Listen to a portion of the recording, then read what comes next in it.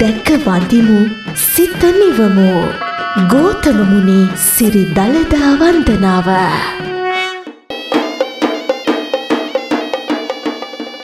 දළදා වහන්සේ වෙනුවෙන් දෛනිකව තේවාවන් 3ක් පවත්වනවා.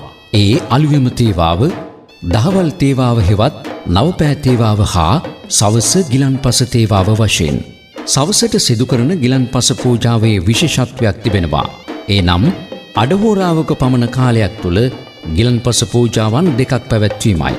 ඒට හේතු වී ඇත්තේ කීර්ති ශ්‍රී රාජසිංහ රජු දවස සිදු වූ සිදුවීමක්. රජු සිරිතක් වශයෙන් දිනපතා දළදා වන්දනාවට පැමිණ තිබෙනවා. දින 2ක් දළදා වන්දනාව සඳහා රජු පැමිණෙන විට කාලය ඉක්ම ගොස් තිබෙනවා. රජුගේ ප්‍රමාද වීම ගැන එවකට තේවාවේ භාරකාරීත්වයේ දැරූ නායක හිමියන්ට දන්වා පණිවිඩකාරයෙකු යවා ඇති නමුත් ඒ වන විට සියලු තේවා කටයුතු නිමකොට ඇතුළු මාලිගයේ පවිත්‍ර කොට සුවඳ මල්ලා සුවඳ පැන්නිස අවසන් කර දොරවල් වැසීම සිදු කරමින් පැවතුණා. නායක හිමියන් පවසා ඇත්තේ රජු පැමිණියද තේවාව අවසන් කොට ඇතුල් මාලිගාවේ දොර වැසූ පසු කිසිදු හේතුවක් නිසාවෙන් නැවත එය විවෘත නොකළ යුතු බවයි.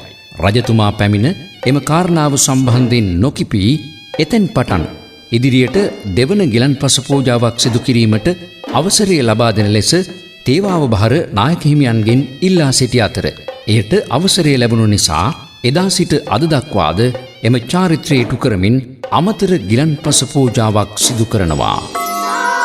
උතුම් දළදා වහන්සේට නමස්කාර වේවා.